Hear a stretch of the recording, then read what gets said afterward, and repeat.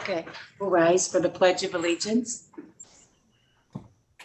I pledge allegiance to the flag of the of the United States of America and to the republic for for which which it stands stands, one one nation, nation, under under God, God, indivisible, indivisible, with liberty and justice justice for all.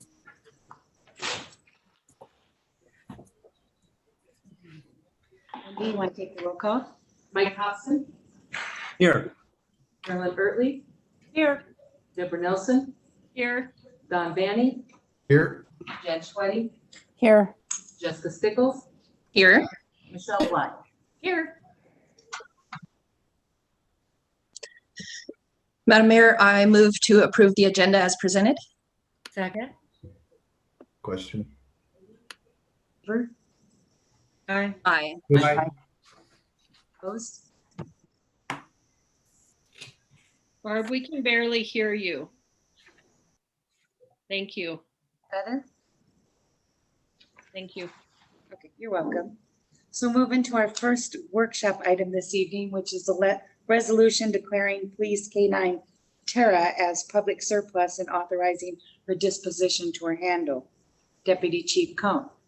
Good morning, Madam, or good evening, Madam Mayor, council members. It's been a long day. So before you is a resolution to surplus Tara. She's 7. Her handler, Kendall Metcalf, she's not retiring, but she is getting out of law enforcement. She only has 5 years on, so she technically isn't retirement eligible, but she's separating from service. With that, Tara is too old to switch handlers.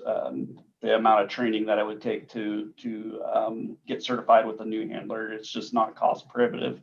And she is having some medical issues. So we're choosing to let her live her last few years in luxury with Kendall and her family. And we ask that you pass the resolution and sell Tara to Kendall for $1.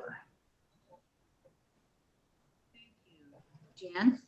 I just have a quick question. How many K-9 dogs do we have? For some reason, I've always been focused on Oso and didn't realize we had another one. Right. So Kendall has been off on maternity leave for about the last year. So Tara's kind of been off as well. But we only have 2. Tara was just a drug dog, single purpose drug dog, where Oso's dual purpose tracking and drug dog. So he's kind of the forefront in that, because the tracking part always gets the attention. But Tara's been the drug dog predominantly. She was the one that replaced Bailey when Anthony Davis retired. So. Okay, thank you. Deborah? Was Tara the one who started with Officer Molly? Yes. Okay. And it said in the paperwork that she's worked for several years, but I was just curious. I like to do due diligence to our dogs as much as our officers. So do you know how many years she's actually served? Is it like 5 or 6 years? I believe she was 18 months old when we got her, so about 5.5. Okay. So she's worked a good time for us. She has. Yep. Thank you. You bet. Michelle? I think that's lovely that she wants to keep her and that she can live out her years with her. So that's really nice. Do you replace her then with another or Yes. not? So we've currently opened. So it's a double position of airport resource officer and K-9 handler. So Kendall's official last day was Friday. So we've opened the airport resource K-9 position. Once we select a handler, we'll start the process of getting a dog. We've already gotten a verbal commitment of a grant from the Snohomish County K-9 Foundation to help with that purchase and training. So once we get all of those moving pieces put together, we'll come back and brief everybody on the status of that. Oh, well, that's nice. Thank you. Carolyn, did you have a question? I did. Were you asking me or were? Yes, I was. I thought I saw your hand up earlier. Yeah, I did. I can't hear you sometimes very well. I just wanted to say that, we were fortunate to have the dog and the trainer. And I just am pleased that Kendall wants to take the dog and, and keep her. That's special. And we did discuss this at our public safety meeting, and it was very touching. Gentlemen? Yes, I'd like to echo what Michelle and Marilyn both have stated. I'm glad that Kendall gets to keep Tara and be in that relationship they've had for this period of time. I think it's a great fit. You need to come back and give us more dog stories. Look how nice we all are and happy. Happy in person. I want to wish both Tara and Kendall well. I think they both served the city wonderfully, and they were great representatives for the police department. So I hope this next chapter is productive and joyful for both of them. Absolutely. Both of them are going to be hard to replace, that's for sure. Remember, Kendall started as coming out of the academy as a rock star. So Yeah. she served the airport and the city well. Sure did. Yep. Thank you, Dan. Welcome. Okay, our next item is an appointment to the cemetery board. Jim Kelly. Thank you very much, Madam Mayor and council members. This item before you is a request to reappoint Maxine Jeanette to the cemetery board. Maxine has been serving the cemetery board since 2007. She's a very strong community member. She's a very strong participant on the cemetery board, and we are very lucky to have her services to help out with governing and overseeing the cemetery.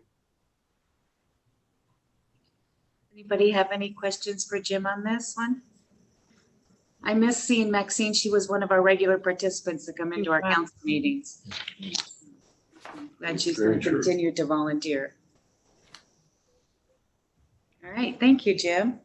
We'll move on to the next item, which is the contract with Hwa Geosciences for the 530 Roundabout. Thank you very much, Madam Mayor. The city already has contracted with HWA Geotechnical Services to perform geotechnical and structural investigations for the SR 530 Roundabout. This next phase of work is to do an infiltration capacity test for the stormwater ponds that we'll be putting in. This phase of the work is for $40,999. And they will be ready to start as soon as we enter into contract with them. Is there any questions or comments, Jan? Yeah, I hate to ask you, Jim. So where are we with WashDOT and getting 530 and the roundabout funded? From what I'm seeing, it's on the list from Skit and everything, but I'm not seeing anything from the legislators. It's very much so in front of the legislative staff. We submitted both a House and a Senate funding request this year, and I really have a lot of good feeling that this project is going to get traction this year. Okay, excellent. I do as well. And Jan, that House transportation list should be out later this week, by the end of the week. So we'll be able to see if it's on there. Okay. Deborah? Hi, Jim. I was just curious, with being that there's so many entities involved with this road, the county, the state, the tribe, and us, I think that's all of us. And so when scopes of work like this are being done that we're paying for, I'm assuming that it's done at I can't think what the word is, but a level that, so the state can't come in, let's say next year, and say, oh, you didn't do this right, you got to do it again. Are we protected in that? Are they aware of what we're doing, or do they sign off, or it's all the same type of scope or level of work? We are very much in contact with both WashDOT and with the tribe on whose property we will be putting the ponds and these test borings. The state very much so, they sign off on our geotechnical borings, the first round of work that we did with HWA, and the second round of work that we're doing for the permeability tests. So there shouldn't be any hiccups then with anything like this. No, and then we will also share them all the geotechnical reports that come out. Okay, thank you. Great question. Do you have a question? No. Okay, any other questions on this one? All right, thank you, Jim. We'll move to your next item, which is the contract amendment with KBA for construction management services for the 204 77th Roundabout. Yes, Madam Mayor, council members, we're coming to the end of the contract, and KBA is running out of money. They've spent amount of money above and beyond what they budgeted for this project, mostly due to the late start that we had on the project with that one property not selling to us. Every time a contractor is out on site, we have to have full oversight as required by the Transportation Improvement Board, the funding agency for this project. Plus, at the end of the project, we have to still go through all the closeout procedures with the project and process them through the Transportation Improvement Board. The expense that we're asking for is $47,828. When you take a look at what the city was able to negotiate for the construction management services, this is still below typical fees for construction management of a project of our size, which runs around 10%. And we're going to be well under 10%. Okay, Jessica? So Jim, I see that the total budgeted amount is 500,000, and then in the description there you said the contract revision is 230,000. So if we're just about to close out, what's our total balance right now? On construction management, it's going to be 230. Our negotiated contract was 183,000, and this is our second change order. The first change order was a time addition only. This change order is for 47. The amount that we budgeted, $500,000, is just a number that we put into the overall project budget, anticipating that our construction management would be around 12%. Okay, so what was the budget or estimated amount of dollar amount for the management? $500,000. So I'm confused because then we're way under. We are. So we're under what we estimated.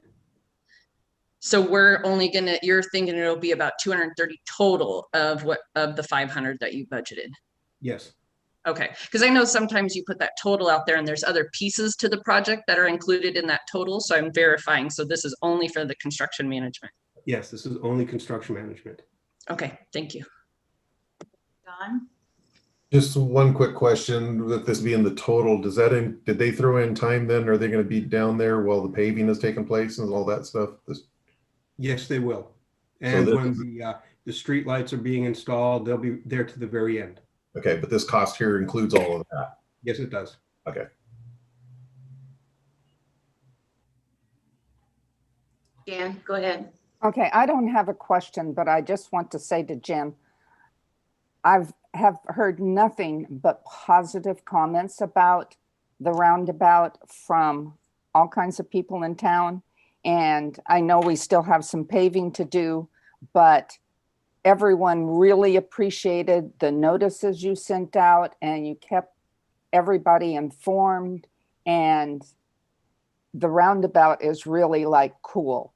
And so if you could pass that on to everybody who had something to do with it, I'd appreciate it. Thank you. Jen, thank you very much. I will definitely pass that on tomorrow morning first thing.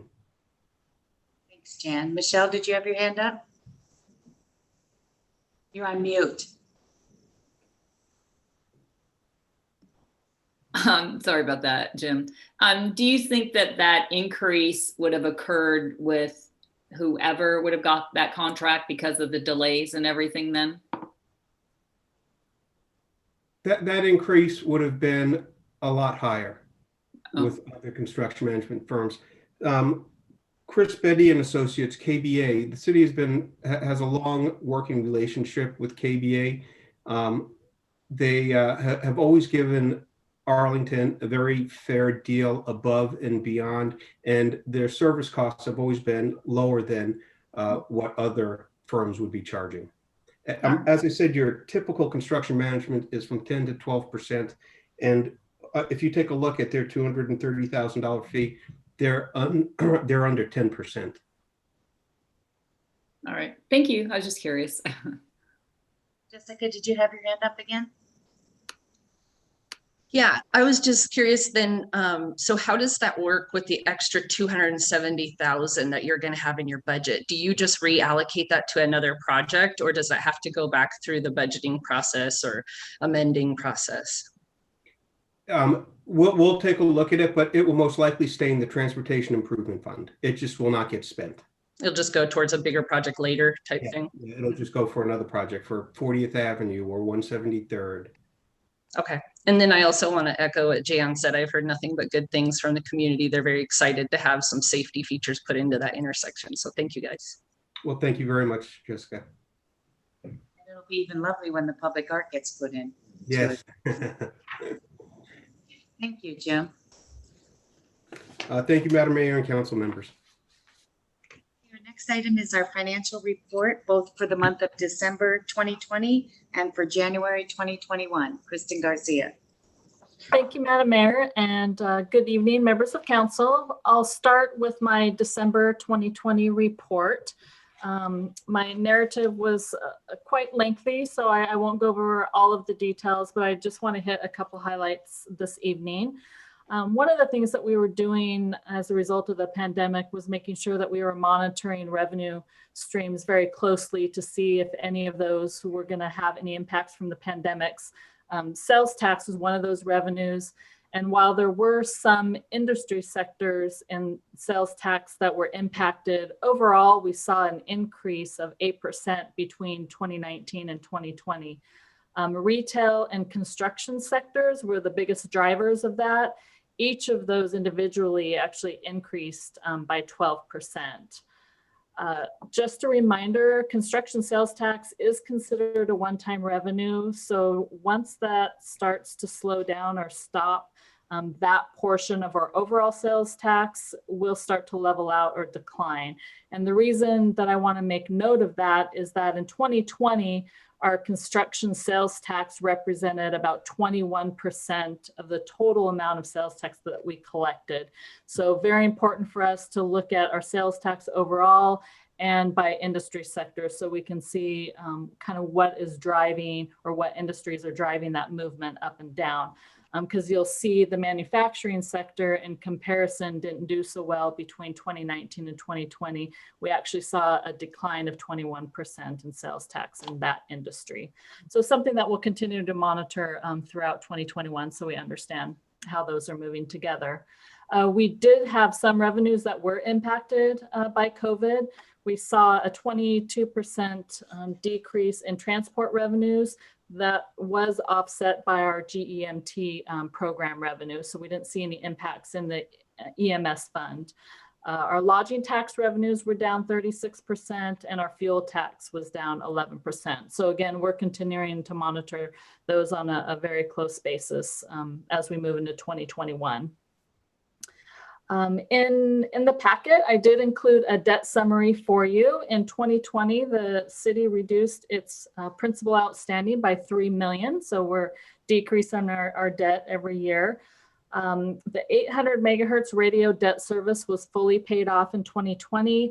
And then our next round of debt that will be paid off, we have airport expansion bonds that will be paid in full in 2024. We have one series of our utility bonds that will be paid in 2026, and then our North Olympic bonds in 2027. So that's kind of our next round of debt payoffs or full payoffs in our debt bonds. I also included an investment summary. Wanted to share what our city's total investment portfolio has looked like over a period of time. It has grown about 15 million since 2018. As of the end of 2020, about 4.4 million of that was a remaining balance of our bond proceeds that we issued for the construction of Station 48. So as we spend down those bond proceeds, our portfolio will decrease a little bit unless it's offset by an increase in other revenues. And about 90% of our total investment portfolio is in restricted funds, meaning our utility funds, airport fund, and capital project funds. So those are restricted funds, and about 10% of our portfolio is in our general fund.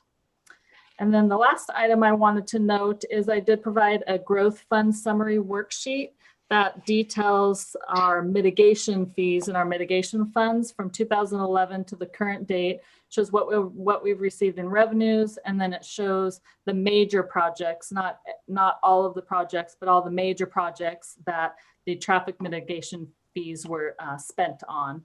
The balance at the end of 2020 in that fund was about a little over 6 million, and about 4.1 million of that balance is in traffic mitigation fees, and about 1.8 million is in park mitigation. Madam Mayor, did you want me to go into January, or should I take a pause here if there's any questions? Let's take a pause and see if there's any questions. I want to thank you for such a thorough year-end report. I always look forward to that one. Oh, thank you. Jan,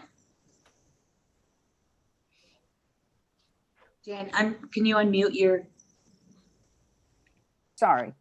I can't tell you how impressed I am with the thoroughness of the financial reports.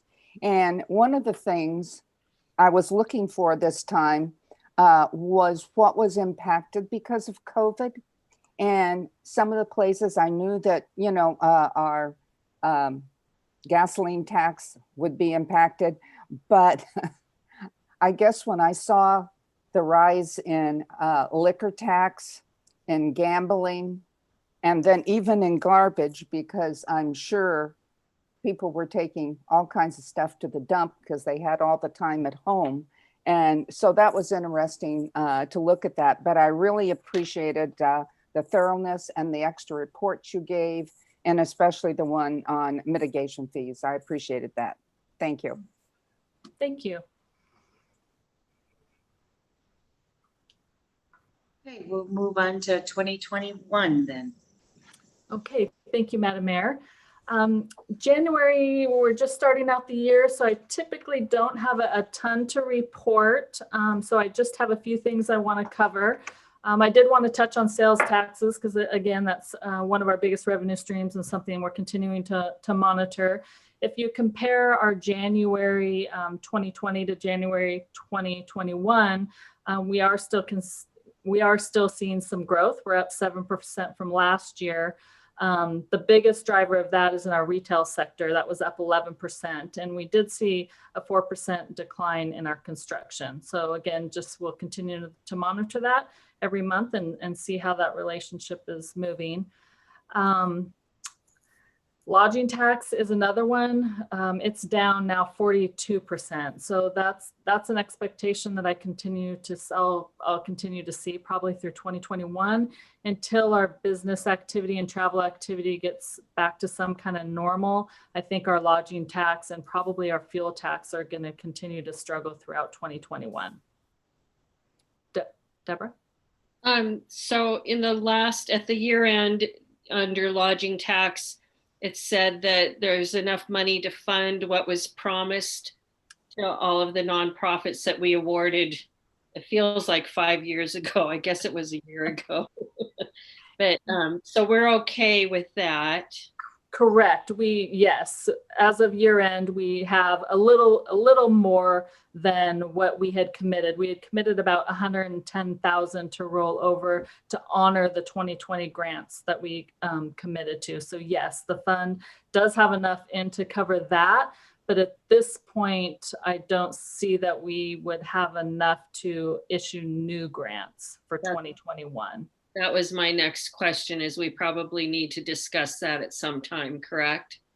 Correct. We need to wait till we see that guidance from the Treasury that Congressman Larson talked about last week, because that might be a loss of revenue area we can backfill with those funds. Okay, thank you.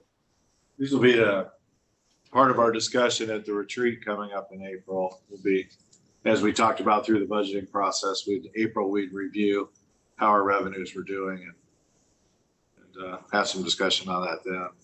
So that was my intent, is to bring that back to you in more detail in April when we meet. Good. Thank you, Paul. Good to know.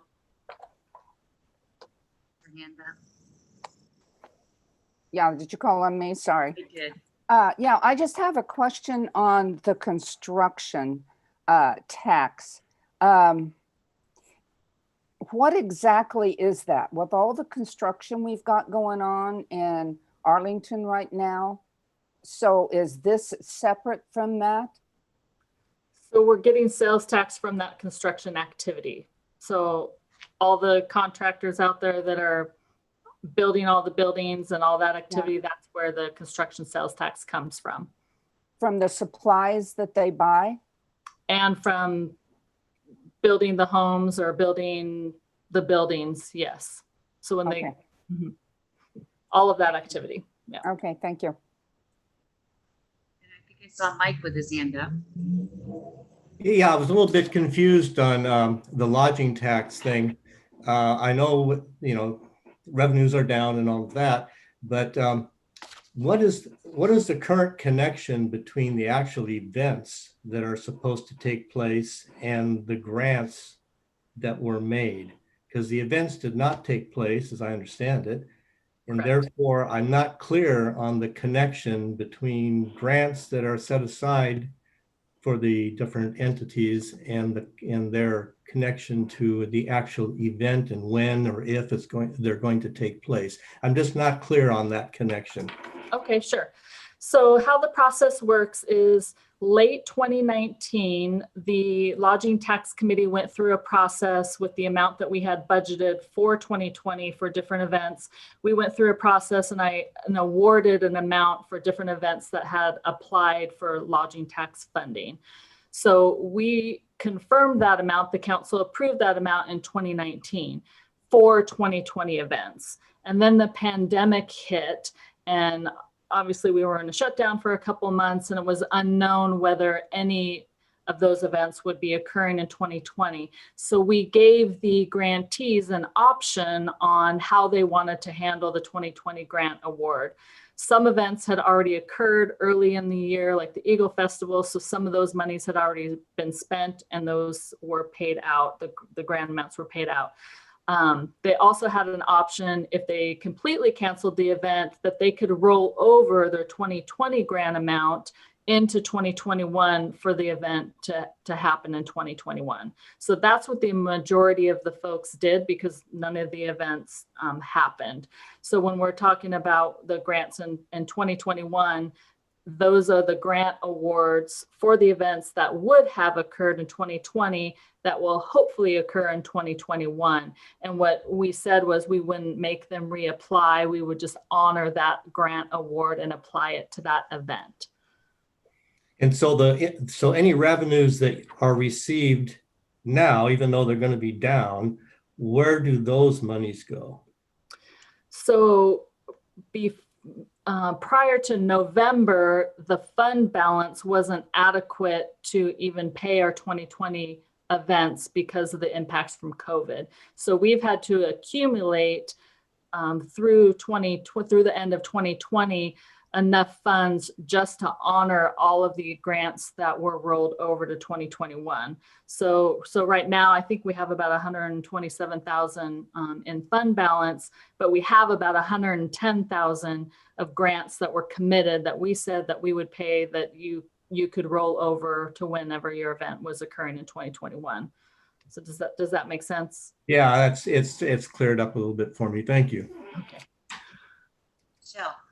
So if they're still not able to have their events this year, and they've got that money's kind of guaranteed, then what happens? The events get canceled? Do you just retain the funds? Do you look at renewing it again? Or what do you think will happen?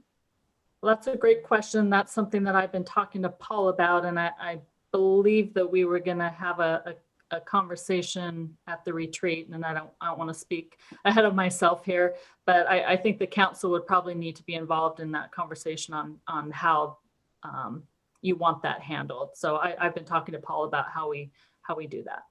Okay. That was the plan, was to bring that to the retreat, so council could make a decision on what we could do if we had to cancel 2021 events again. Should we roll that over to 2022, or should we just call a draw and have people reapply next year? So it'll be a discussion point for us at the retreat. Thank you. So I just had one, if I have just a couple more minutes, there's one item I just wanted to bring to council's attention to for 2021 regarding utility delinquent accounts. We are still under the governor's proclamation where we are prohibited from shutting off or charging late fees on any utility accounts.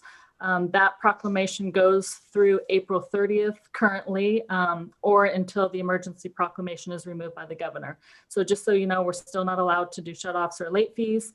There are some accounts that we are a little bit concerned about. We have about 188 residential accounts on the delinquent list, totaling almost 64,000.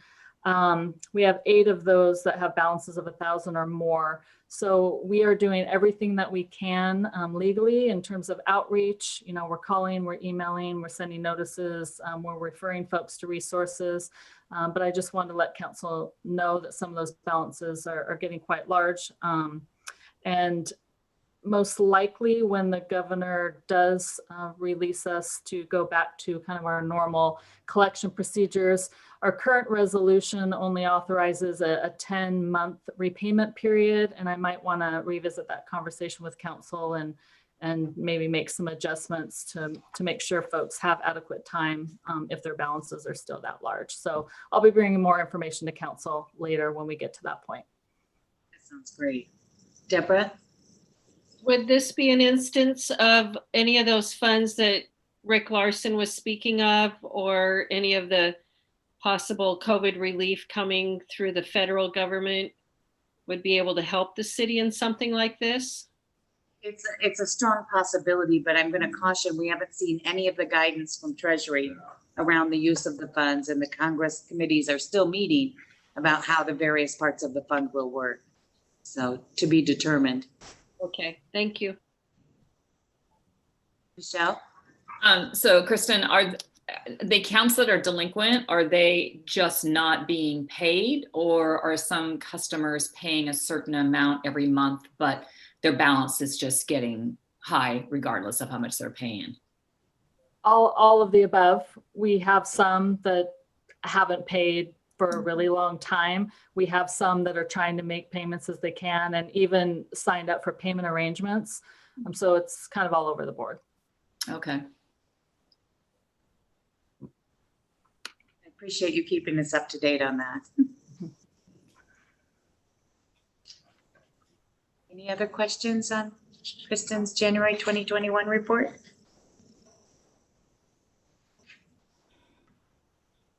Is that the end of your report, Kristen? It is. Thank you. Thank you.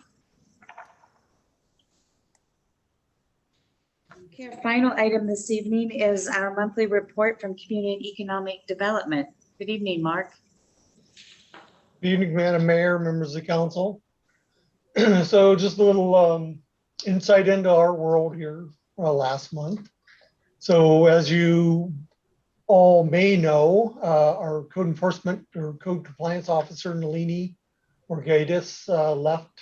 She had a position that came up in the city of Bellingham with Bellingham City Council, and it was an opportunity for her to advance in her career. Her master's is in business administration, and so this is kind of a natural stepping stone for her. So we wish her well.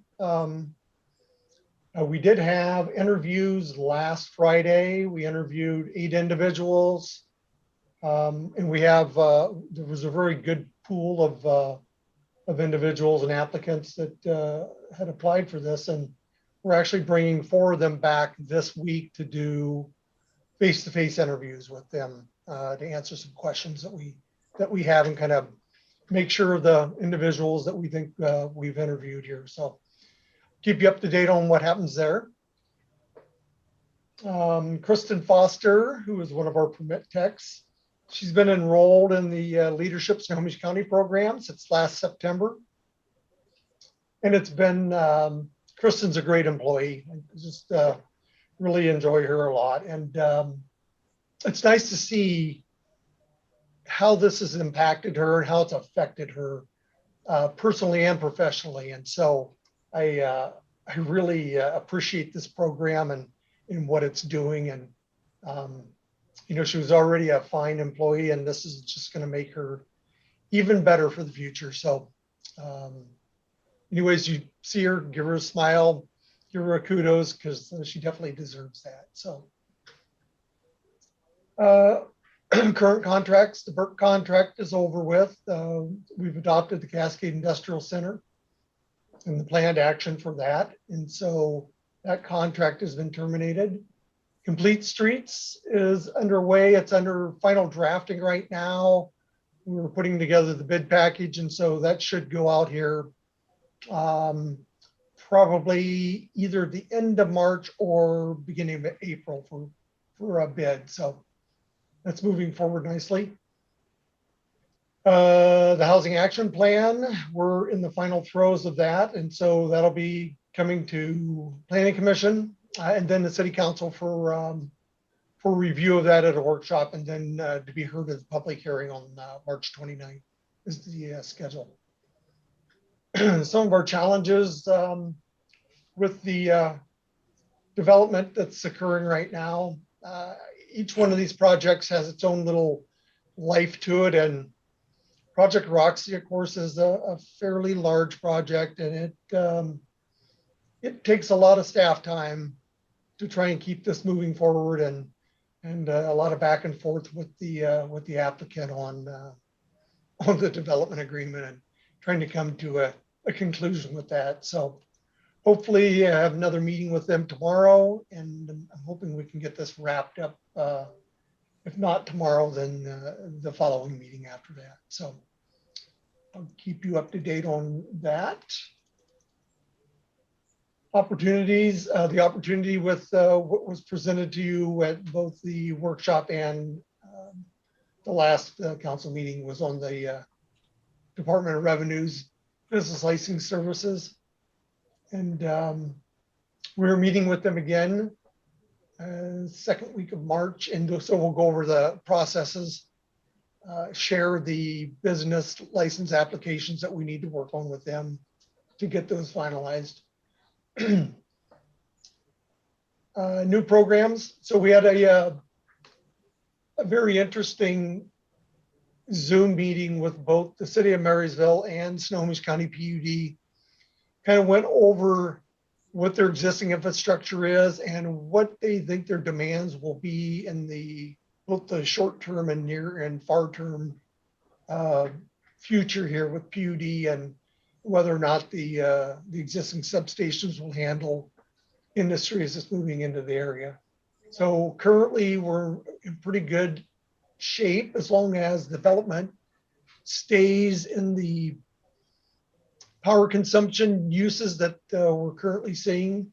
The fear that we all have is if an industry cluster comes into the area and it's a huge demand on power, that would begin to strain existing infrastructure. And so there would have to be new facilities built. The problem is when you start to look at building new facilities, that's a 5-year process. So they really need to know a minimum of 5 years out what kind of demands they're facing in order to start to strategize for that. So it was an interesting conversation. It was great dialogue between all three entities. We met with a potential developer who's proposing converting the old A building, high school building, into condos and a community meeting facility. This is the second developer we've met with on this facility, and both of them had kind of the same approach to this. The first one we met with was wanted to do something similar to McMinahan's development where you have restaurant, bar, condominiums in the facility. This last meeting we had was just in a straight up condominium proposal with using the auditorium as a meeting room.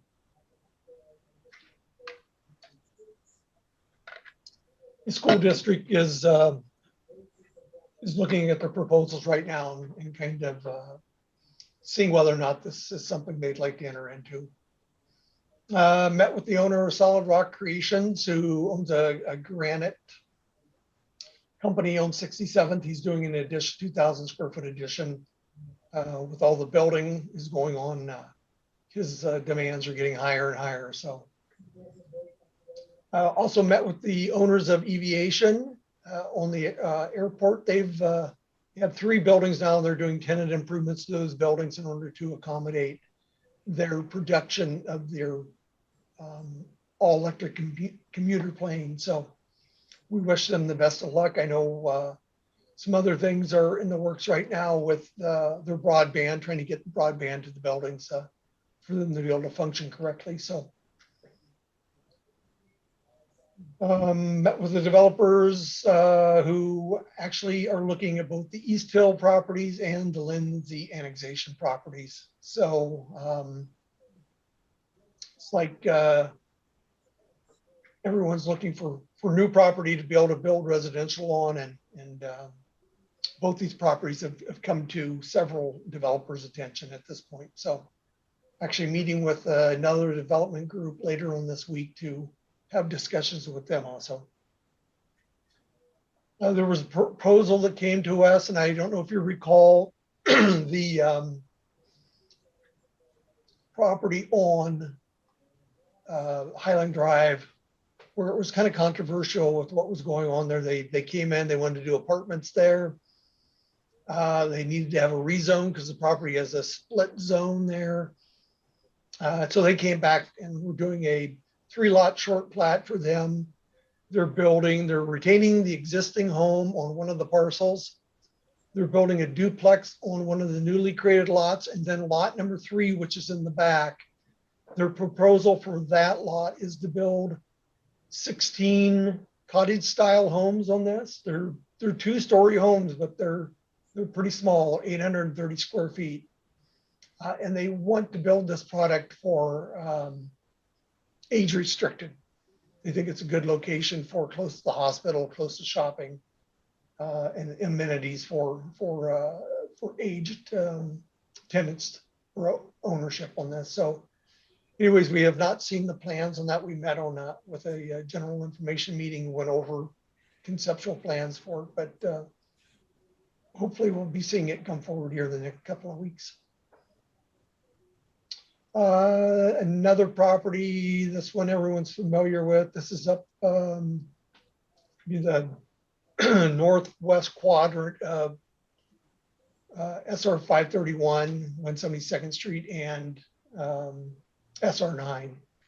So we've looked at several different development schemes on this one, and this one came in. We weren't really happy with the design of it and the how things were coming together on it. So we gave them some direction and sent them back to come back with another proposal for us.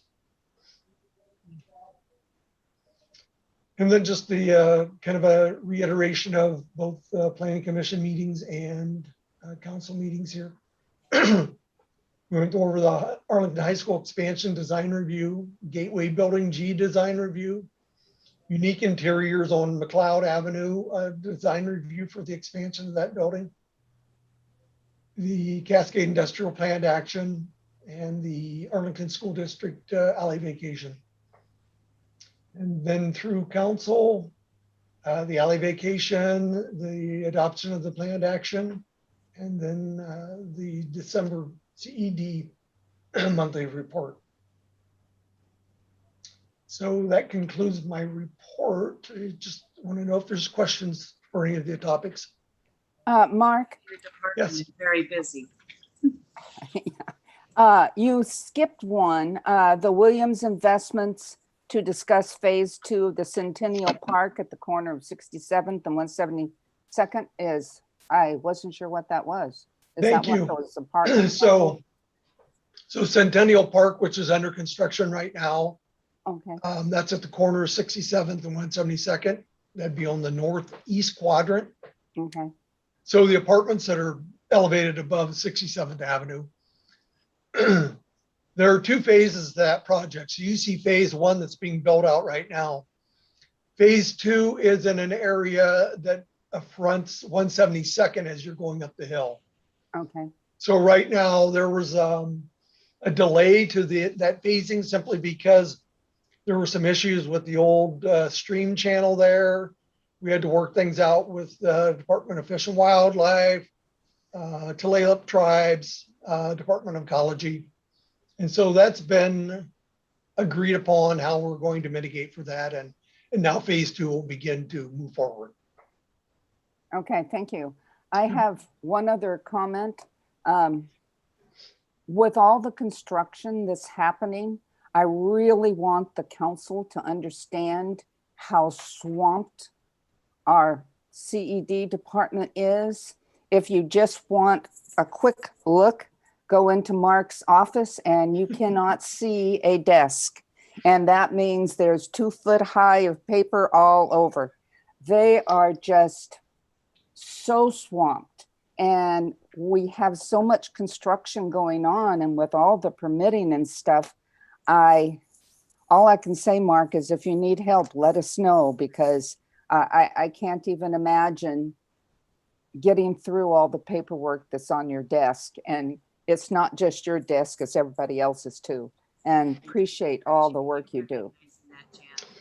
I think we're put a phenomenal team together out there. We do. We have a great staff here, and everybody is just, you know, to the grindstone. It is just incredible the amount of development that's occurring right now, and just everything that's trying to be processed through this office. So thank you, Jan, for that.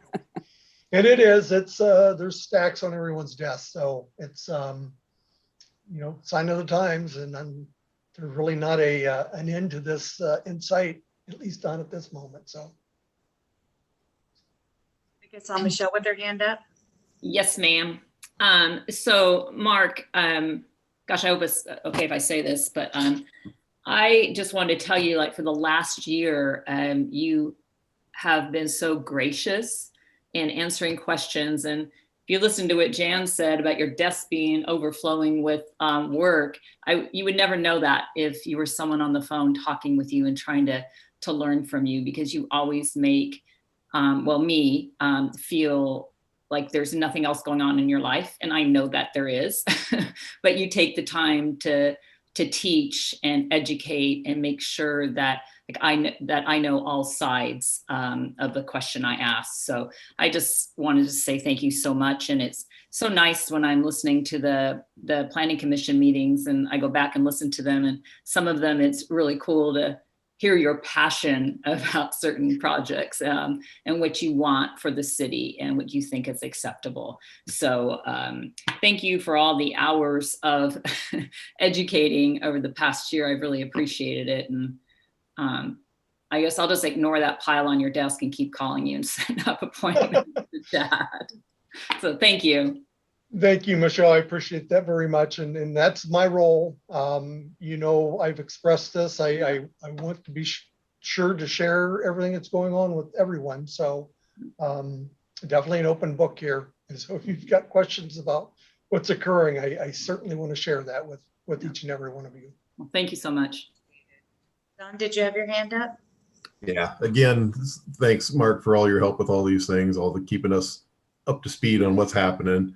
But one quick question, just curiosity. How are we compared as our growth in constructions compared to like Marysville? Good question. So we're definitely holding our own with Marysville. Different types of construction going on there. They still have a lot of housing that's occurring in the Marysville, but their industrial development is beginning to pick up also. That's one thing that, you know, we have to start looking at is how we're going to move forward with this as the expansion of the Cascade Industrial Center is going to be, become an issue. Marysville has the bulk of that land right now because ours is developing out. And so we really have to think about the future and how we want to accommodate growth in Arlington in the industrial sector. Mhm. Great, appreciate So I it. don't know if that answered it, but yes, it's. Well, but no, that's just out there not knowing where, because you don't really hear or see what's happening in Marysville. So I thought, well, where are we at in comparison to all the projects? Yeah, they have some growth that's occurring right now. So it's interesting. We kind of keep an eye on it too, and kind of judge where we are, and it's a little friendly competition we have with them. Yeah. Okay. Thank you. You're welcome. I have just one quick question. Is your background an homage to the rainy season or the Mars rover landing? It is. No, I would work for both, but yes, it's. I had to find something that was fitting to the weather because it's. I had a big "Will it rain" sign behind me before, but I thought, well, I better pick up something with a little color in it here. So. But it's pretty. Thank you. You're welcome. All right, we didn't have any members of the public that wish to speak to the council this evening. So I'll see if there's any comments from council members.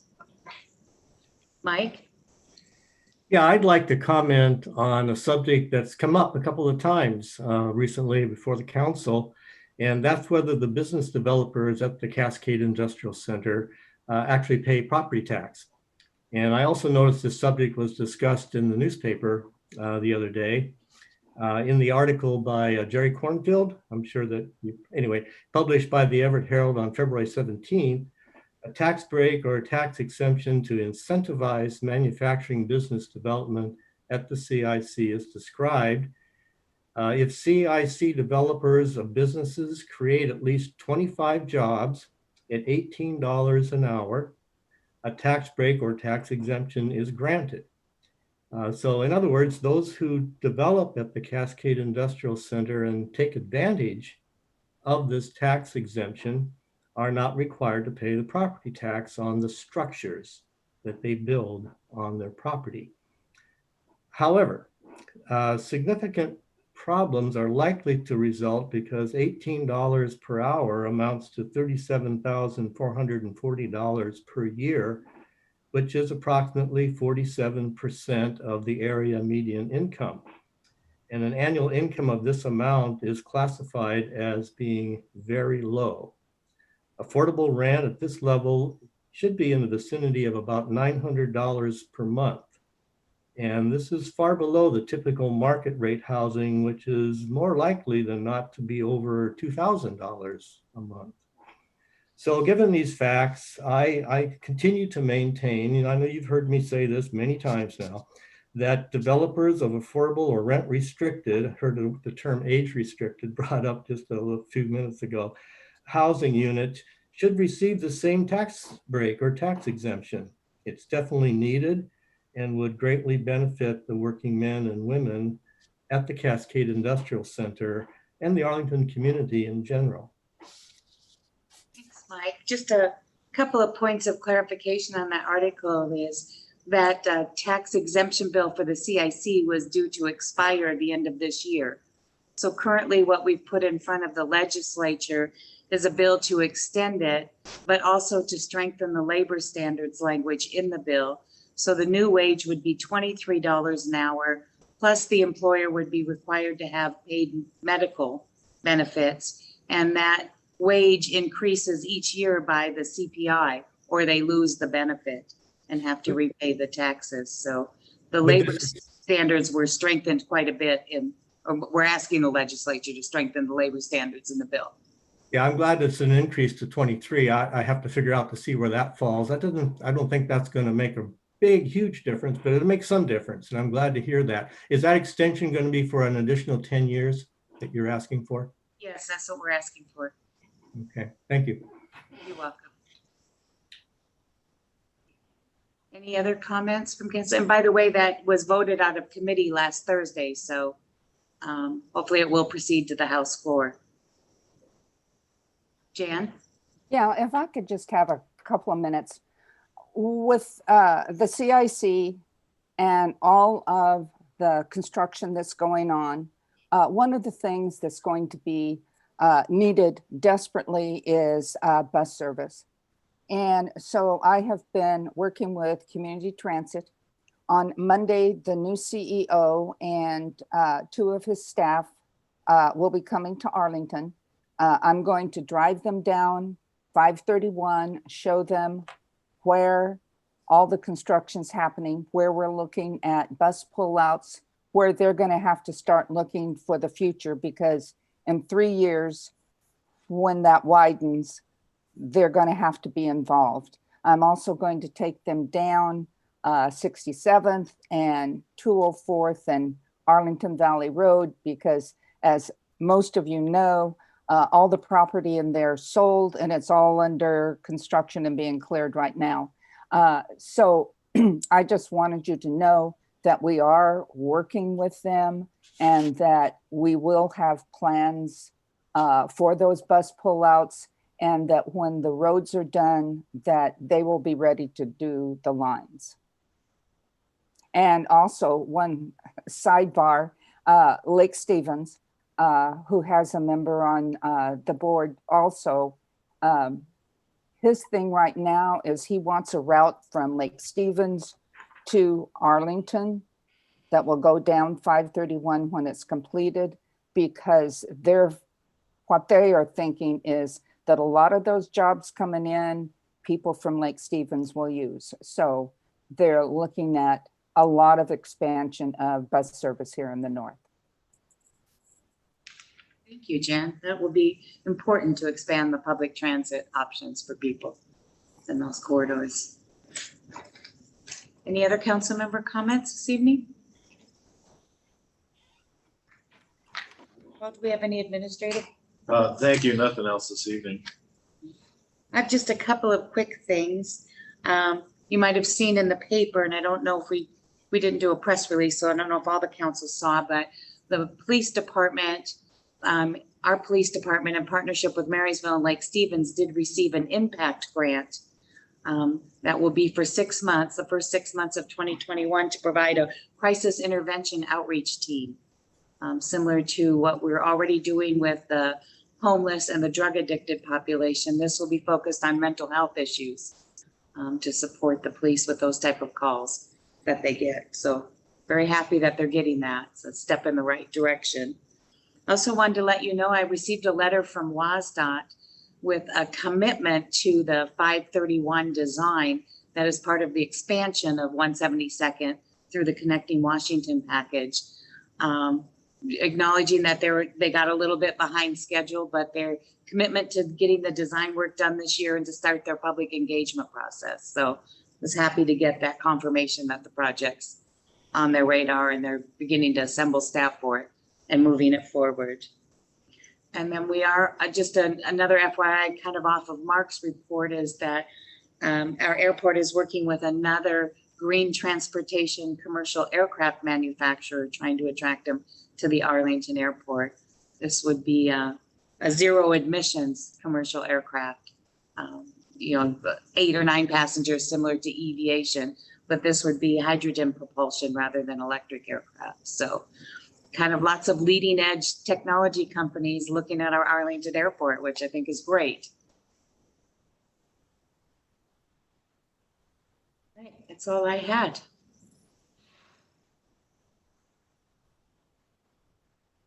So I think I'd recommend maybe number 1 and 2 for the consent agenda. I thought there was only going to be 4 items, so I wasn't sure if you all wanted to put anything on there. I would just as soon stay with the 4. I would too. I think our commission appointed Yeah. on there and Tara, and I think it should be on the regular agenda. Oh yeah, and if she can come and be on Zoom, that would be great too. Both come, so we can have one last goodbye. We can find out. Yes, can certainly invite them. All right, so we'll leave all 4 items on the regular agenda then for next week. Is that? Yes. Okay. Thanks for the reminder, Jessica.